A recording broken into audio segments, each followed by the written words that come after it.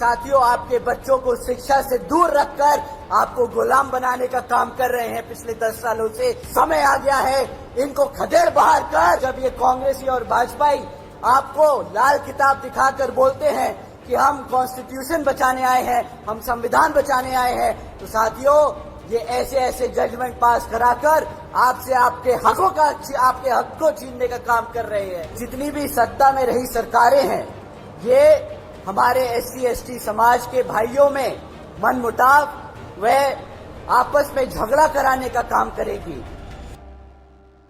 साथियों आप लोगों ने शायद सुप्रीम कोर्ट का एक अभी जजमेंट आया है SC ST रिजर्वेशन के ऊपर, शायद आप लोगों ने उस चीज पे ध्यान ना दिया हो, परंतु बहन जी ने प्रेस कॉन्फ्रेंस कर इस पे अपने विचार आप लोगों के बीच में रखे। मैं उनके बात को आप लोगों के बीच में समक्ष में रखना चाहूंगा। साथियों सुप्रीम कोर्ट का जो जजमेंट अभी आया है उसके तहत जो SC ST में जो जातियां हैं उनको रिजर्वेशन देने का अधिकार जो आज तक पार्लियामेंट और राष्ट्रपति के पास हुआ करता था वो आज उनसे छीनकर राज्य की सरकारों को देने का काम कर दिया गया। साथियों इससे हमारे सभी SC ST भाइयों का जो नुकसान है वो आप लोगों के बीच में मैं रखता हूं। साथियों जब ये जजमेंट दिया जा रहा था तब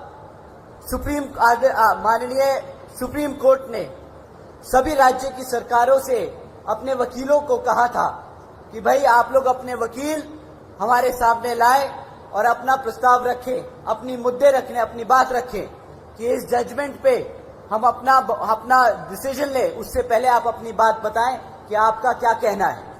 साथियों कांग्रेस के वकील वहां मौजूद थे, भाजपा के वकील मौजूद थे और उस जजमेंट से पहले किसी भी एक पार्टी के वकील ने उस जजमेंट पे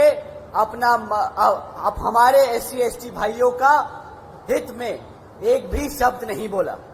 साथियों आखिर में माननीय सुप्रीम कोर्ट ने जजमेंट पास किया कि जो आरक्षण की सुविधा है SC ST भाइयों को, जिन जातियों को सुविधा है वो अब सुविधा राज्य सरकार, वो जातियां राज्य सरकार तय करेगी। साथियों अब इससे क्या होगा, जो राज्य में सरकार सत्ता में है वो अपने मन मुताबिक SC में जो जातियां हैं उनको रिजर्वेशन देगी और अगर चाहेगी तो आपसे उन जातियों से रिजर्वेशन छीनने का काम करेगी। साथियों इससे ये जितनी भी सत्ता में रही सरकारें हैं ये हमारे SC ST समाज के भाइयों में मनमुटाव व आपस में झगड़ा कराने का काम करेगी।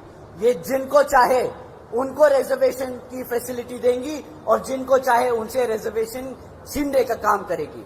साथियों बाबा साहब ने किसी कारण ये जो ताकत थी, ये जो शक्ति थी, ये पार्लियामेंट और राष्ट्रपति जी को दी थी, परंतु इन कांग्रेसियों और भाजपा के लोगों ने जानबूझकर ये डिसीजन अपने हित में कराया है ताकि वो आपका रिजर्वेशन छीनने का काम करें।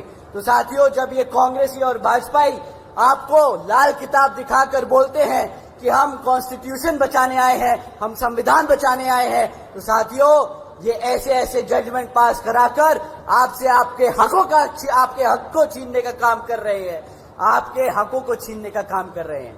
तो साथियों आपसे विनती है कि आने वाले विधानसभा चुनाव में ना ये कांग्रेस ना ये भाजपा आपकी हितैषी तो सिर्फ एक यहाँ पार्टी बसपा और NLO। तो आने वाले विधानसभा में आप हमारे श्री अभय सिंह चौटाला जी को मुख्यमंत्री बनाकर इन सब को खदेड़ बाहर कर यहाँ पर अपने हितों को सुरक्षित करने का काम करें। साथियों पिछले 10 सालों से यहाँ हरियाणा प्रदेश में भाजपा की सरकार आसीन है और पिछले 10 सालों में इन्होंने कई विरोधी काम, जनता विरोधी, किसान विरोधी, दलित, SC ST विरोधी काम करे हैं। परंतु अब विधानसभा आम चुनाव सर पर हैं, तो ये आप लोगों के बीच में आकर आपसे वोट मांगने का काम करेंगे। परंतु इस बारी आप सबको वोट डालने से पहले इनसे कुछ जरूरी मुद्दों पर सवाल करने हैं। मैं साथियों आपसे जाति और धर्म के आधार पर सवाल करने को नहीं कहूंगा। मैं आपसे कहूंगा कि आप इनसे शिक्षा पे, रोजगार पे और बढ़ती हुई महंगाई पे सवाल करें।